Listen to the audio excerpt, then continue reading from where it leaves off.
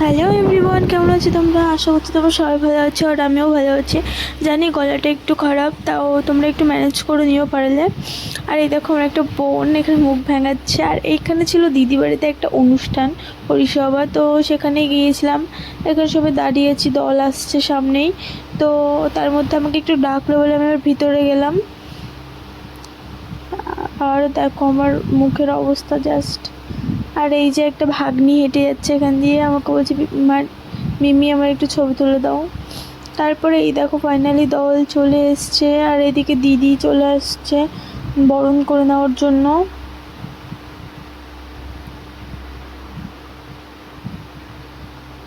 আর এখানে সবাই প্রণাম করে নিচ্ছে।